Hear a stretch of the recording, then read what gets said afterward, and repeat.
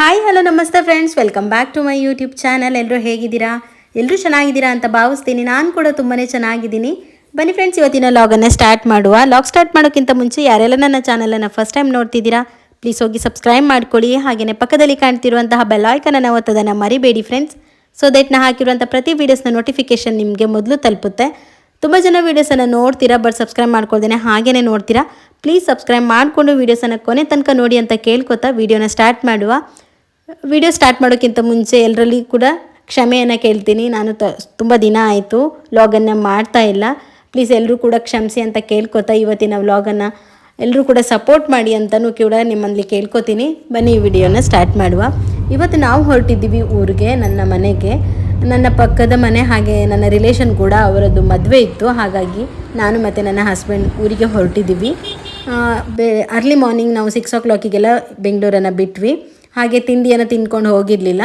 ನಾವು ತಿಂಡಿಯನ್ನೆಲ್ಲ ತಿಂದು ಮತ್ತು ನಾವು ಜರ್ನಿಯನ್ನು ಸ್ಟಾರ್ಟ್ ಮಾಡಿದ್ವಿ.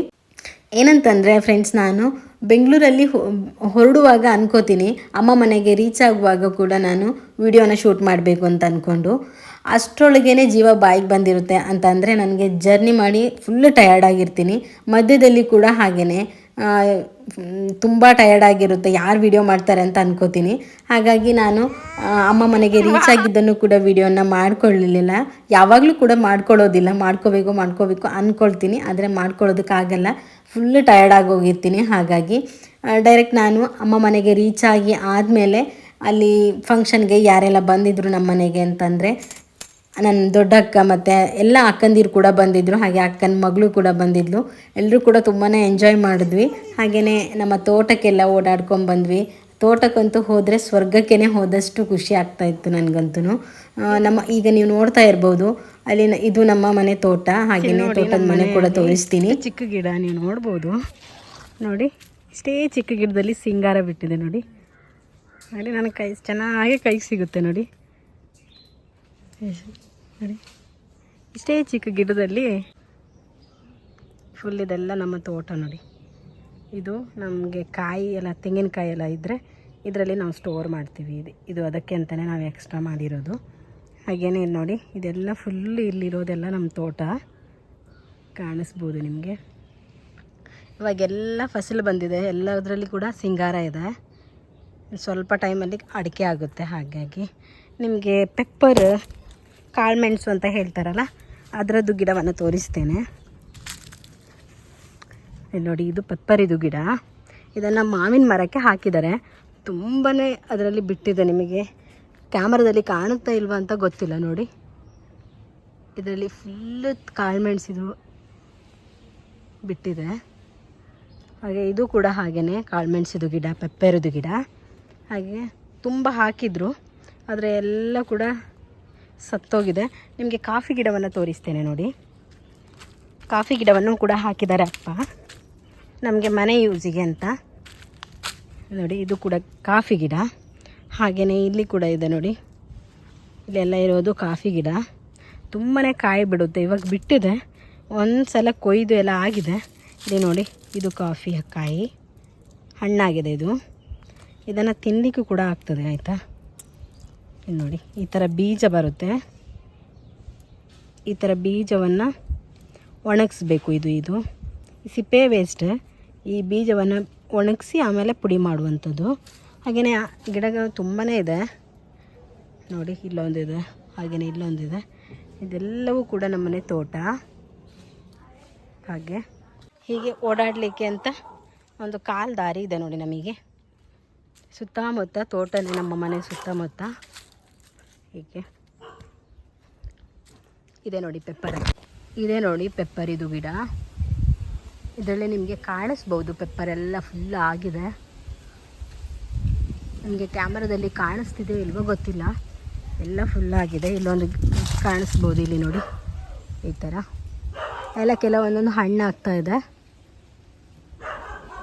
ಹಾಗೆ ನಮ್ಮ ಮನೆ ಈ ವಾತಾವರಣ ನೋಡ್ತಾ ಇದ್ದರೆ ನನಗೆ ತುಂಬಾ ಬೆಂಗಳೂರಲ್ಲಿ ಮಿಸ್ ಮಾಡ್ಕೋತೀನಿ ನಾನು ಇದನ್ನೆಲ್ಲ.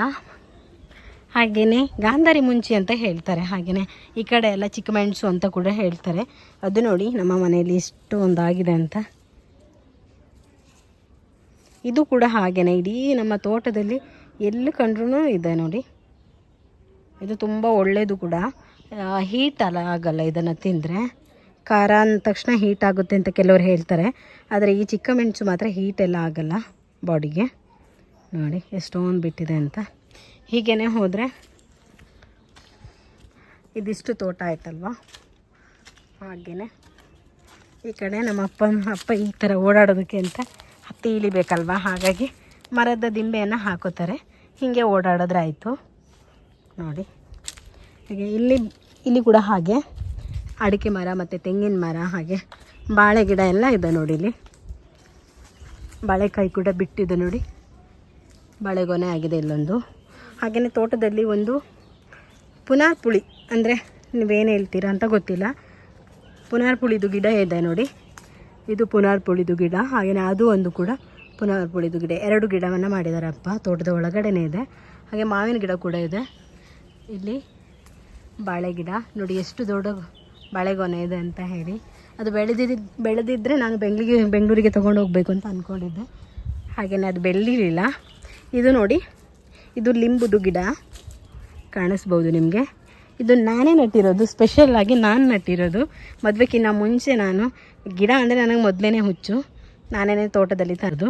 ಹಾಗಾಗಿ ಎಲ್ಲೋ ಅಮ್ಮ ತಂದಿದ್ದು ಬೀಜ ಇತ್ತು, ಆ ಬೀಜವನ್ನು ಹಾಕಿ ನಾನು ಗಿಡ ಮಾಡಿರೋದು ನೋಡಿ. ಇದೇನೊಂದು ವರ್ಷದಲ್ಲಿ ಕಾಯಿ ಬಿಡ್ಬೋದು ಅನ್ಕೋತೀನಿ. ಹಾಗೆಯೇ ಅದೇನೋ ಹೇಳ್ದಲ್ಲ, ಮರದ ದಿಂಬಿ ಅಂತ, ಇದ್ರ ಮೇಲೆ ಕಾಲು ಇಟ್ಕೊಂಡು ಹೀಗೆ ಹೋಗಲಿಕ್ಕೆ. ಹಾಗೆ ನೋಡಿ ಎಲ್ಲ ಕಡೆ ಪೆಪ್ಪರನ್ನು ಹಾಕಿದ್ದಾರೆ ಅಪ್ಪ. ಫುಲ್ ಎಲ್ಲ ಅಡಿಕೆ ಮರದಲ್ಲಿ ಕೂಡ ಪೆಪ್ಪರ್ ಇತ್ತು.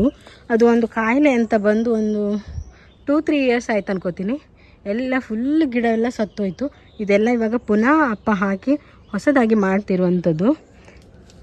ಹಾಗೆಯೇ ನಾವು ಕುಡಿಲಿಕ್ಕೆ ಇದರಲ್ಲಿ ನೀರು ಸ್ಟೋರ್ ಆಗುತ್ತೆ. ಹಾಗೆ ಇದು ನೋಡಿ, ಇಲ್ಲಿ ಕೂಡ ಚಿಕ್ಕ ಚಿಕ್ಕ ಗಿಡವನ್ನೆಲ್ಲ ಹಾಕಿದ್ದಾರೆ. ಹಾಗೆಯೇ ಅಡಿಕೆ ಕೂಡ ಒಣಗಿಸಿದ್ದಾರೆ ಅಪ್ಪ. ಅರ್ಧವಸಿ ಎಲ್ಲ ಒಣಗಿಸಿ ತುಂಬಿ ಇಟ್ಟಾಗಿದೆ. ಇದೊಂದು ಸ್ವಲ್ಪ ಲಾಸ್ಟ್ ಇದು, ಅದನ್ನು ಒಣಗಿಸ್ಲಿಕ್ಕೆ ಹಾಕಿದ್ದಾರೆ. ಅಪ್ಪ ಏನು ಮಾಡ್ತಾರೆ ಅಂತ ಹೇಳಿದ್ರೆ, ಒಂದು ಹಳೆ ಗಿಡ ಆದ ತಕ್ಷಣ ಈ ಥರದೊಂದು ಚಿಕ್ಕ ಗಿಡವನ್ನು ಅದರ ಬುಡದಲ್ಲೇ ಹಾಕಿಬಿಡ್ತಾರೆ. ಅದು ಸತ್ತ ಮೇಲೆ ಇದು ದೊಡ್ಡದಾಗುತ್ತಲ್ಲ ಅಂತ ಹೇಳಿ. ಹಾಗೆ ನೋಡಿ, ಇವೆಲ್ಲ ಇವಾಗ ಒಂದು 2-3 ಇಯರ್ಸ್ ಬ್ಯಾಕ್ ಹಾಕಿರುವಂಥದ್ದು. ಇನ್ನು ಸ್ವಲ್ಪ ದಿನಕ್ಕೆ ಇದೆಲ್ಲ ಸಿಂಗಾರ ಬಂದುಬಿಡುತ್ತೆ. ಹಾಗೆ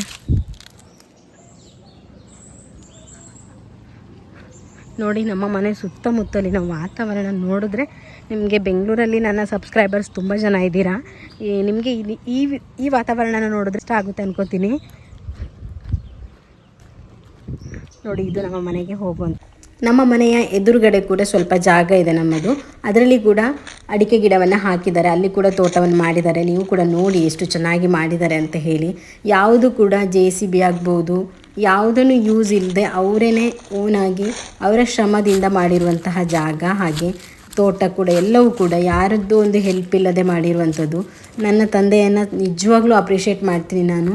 ಯಾರ ಒಂದು ಹೆಲ್ಪ್ ಇಲ್ಲದೆ, ಒಂದು ಮನೆಗೆ ಒಂದು ಗಂಡು ಮಗು ಕೂಡ ಇಲ್ಲ, ಯಾರೂ ಇಲ್ಲ, ಅವರೊಬ್ಬರೇ ಶ್ರಮ ವಹಿಸಿ ಇಷ್ಟೊಂದೆಲ್ಲ ನಮಗೆ ಅಂತ ಮಾಡಿಟ್ಟಿದ್ದಾರೆ ಅಪ್ಪ. ತುಂಬಾ ಪ್ರೌಡ್ ಆಗುತ್ತೆ ನನಗೆ ಅಪ್ಪನ ಬಗ್ಗೆ. ನೀವು ತೋಟ ನೋಡಿದ್ರೆ ಅನ್ಕೋಬೋದು ಯಾವುದೋ ಆಳುಗಳನ್ನು ಇಟ್ಟು ಯಾರೋ ಮಾಡಿಕೊಟ್ಟಿರ್ಬೋದು, ಒಬ್ಬರ ಶ್ರಮದಿಂದ ಇಷ್ಟೊಂದೆಲ್ಲ ಮಾಡಲಿಕ್ಕೆ ಆಗಲ್ಲ ಅಂತ ಅನ್ನಿಸ್ಬೋದು. ಆದರೆ ಅವ್ರು ಯಾರದ್ದು ಕೂಡ ಒಂದು ಸಿಂಗಲ್ ಹೆಲ್ಪ್ ಇಲ್ಲದೆ ಕೂಡ ಅವರು ಅಪ್ಪ ಮತ್ತು ಅಮ್ಮ ಇಬ್ಬರೇ ನಿಂತ್ಕೊಂಡು ಮಾಡಿರುವಂಥದ್ದು. ಈ ಜಾಗ ಆಗಿರ್ಬೋದು, ಅಡಿಕೆ ಗಿಡ, ತೋಟ ಎಲ್ಲವನ್ನು ಕೂಡ ಅವರೇ ಮಾಡಿರುವಂಥದ್ದು. ಹೋಗ್ತೀನಿ.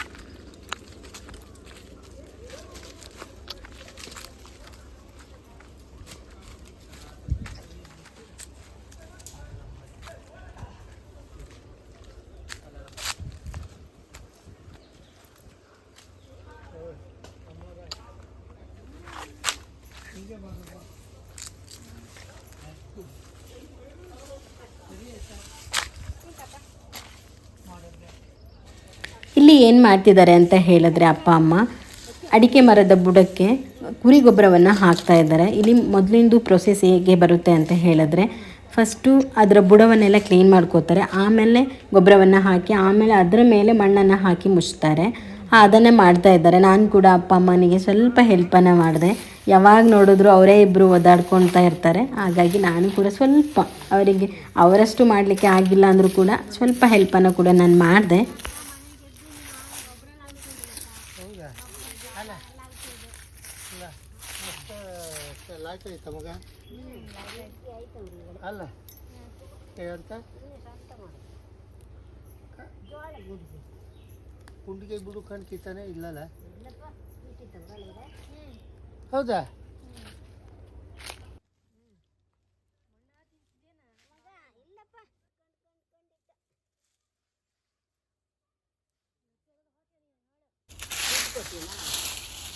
ಹೇಳಿ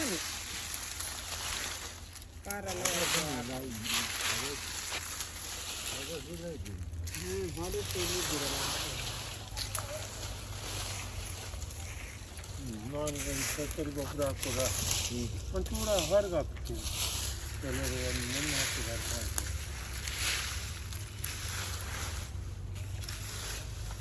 ಸರ್ಕಾರಿ ಗೊಬ್ಬರ ಮೊದಲು ಹಾಕಿ ಚೀಲ ಬಿಟ್ಟು ಅವಳು ಹಾಕ್ತಾರೆ ಅವ್ರಿಗೆ ಅದು ಕೊಟ್ಟು ಒಂದು ಬಿಟ್ಟು ಹಾಕ್ಕೊಂತ ಬರ್ತಾರೆ ಲಕ್ಕಿ ತುಂಬಿ ಕೊಡೋದಾ ಒಂದು ಇದಕ್ಕೆ ಹಾಕ್ಕೊಂಡು ತೋರಿಸ್ಕೊಟ್ಟು ಹಾಗೆ ಹಾಕತ್ತು ಅಂದರೆ ಒಂದೊಂದು ಸಣ್ಣ ಬಿಟ್ಟೆ ಒಂದೊಂದು ಹಾಕತ್ತು ಹಾಕ್ತಾರೆ ಸಣ್ಣ ಬಿಟ್ಟು ಮತ್ತೆ ಸಣ್ಣ ಬಿಟ್ಟು ಮತ್ತೊಂದು ಸಂಜೆ ಸಣ್ಣ ಬಿಟ್ಟು ಒಂದೊಂದು ದಿವಸ ಹಾಕ್ತಾರೆ ಸಣ್ಣ ಬಿಟ್ಟು ಈಗ ಹೇಳ್ತೀರ ಎಷ್ಟು ಇಷ್ಟು ಗಿಡಕ್ಕೂ ಬರ್ಕು ಅದೇ ಹಿಡ್ದು ತೆಗಿತೆ ಯಾವುದು ಅದೇ ಅದು ನಂಗೆ ಆಗ್ತಲ್ಲ ಮತ್ತೆ ಯಾವುದು ಉಳಿದು ಇದು ತೆಗಿತಾರೆ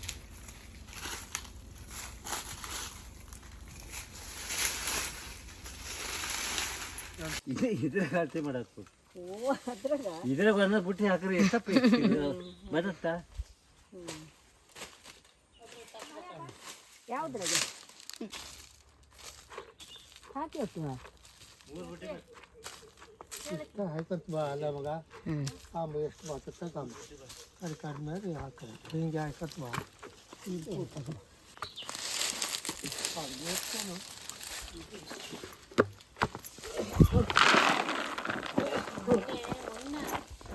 ಲಕ್ಕಿ ಆಕಿನ ಆ ಕಡೆ ಈ ಕಡೆ ಓಡಾಡ್ತಿದ್ದೆ ಅವ ಅಷ್ಟು ಜಾಸ್ತಿ ಆಯ್ತವ ಅಪ್ಪನ ಅಳತೆಲ್ಲ ಸರಿ ಆಯ್ತು ಒಂದು ಸೈಡಿಂದ ಮುಗಿಸ್ಕೊಂಡು ಬಪ್ಪ ನಾವು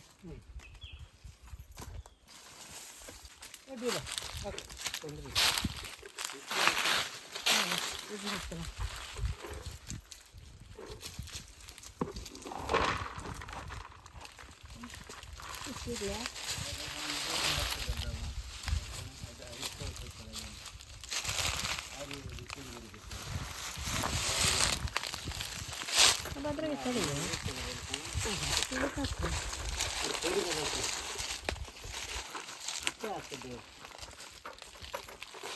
ಸರಿ ಆಯ್ತಲ್ಲ ಇದನ್ನ ಅಲ್ಲೇ ತಕ್ಕೋದು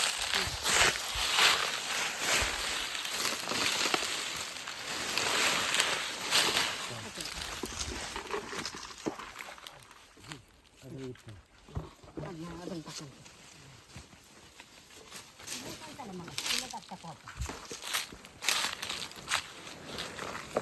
ತಗೊಂಡು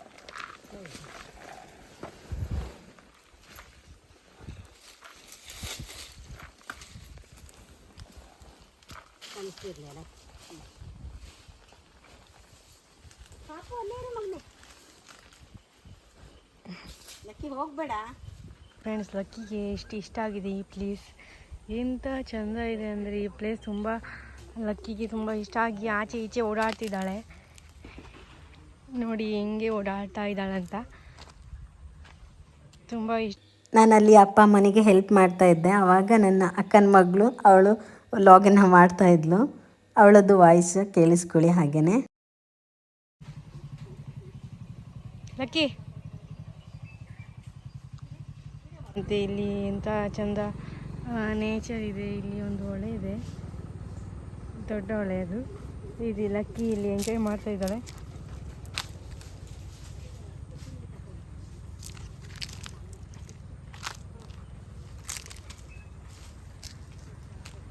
ಲಕ್ಕಿ ಹೇ ಲಕ್ಕಿ,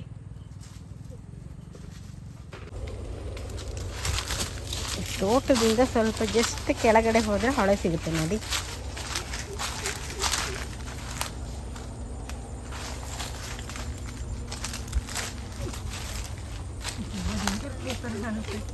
ನೋಡಿ ಇಲ್ಲೇ ತೋಟ, ಇಲ್ಲೇ ಹೊಳೆ ನೋಡಿ. ಇನ್ನು ನಕ್ಕನ ಮಗಳು ಹೊಳೆ ಅಂದರೆ ಅವಳಿಗೆ ಪಂಚ ಪ್ರಾಣ.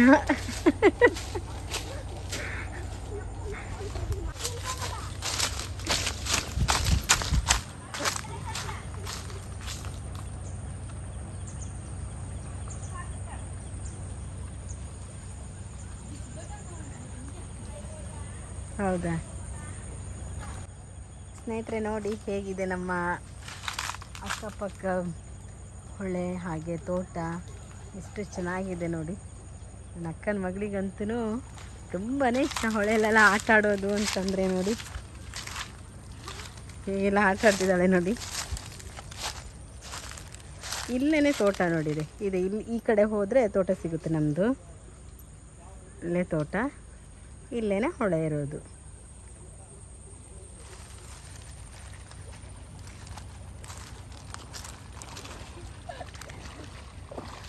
ಯಪ್ಪ ಹೆಂಗೆ ಕಾಣಿಸುತ್ತೆ ಕಣೆ ಚಿನ್ನಿ.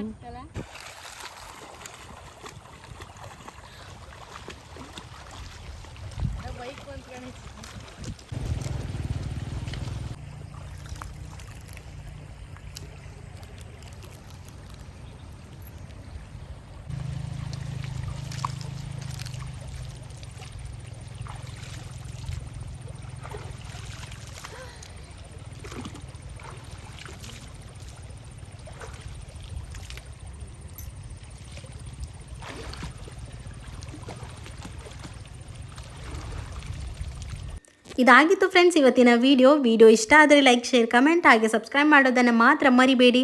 ನಾಳೆ ಮತ್ತೊಂದು ಹೊಸ ವಿಡಿಯೋ ಜೊತೆ ಮತ್ತೆ ಸಿಗ್ತೀನಿ. ಅಂಟಿಲ್ ದೆನ್ ಟೇಕ್ ಕೇರ್, ಬಾಯ್.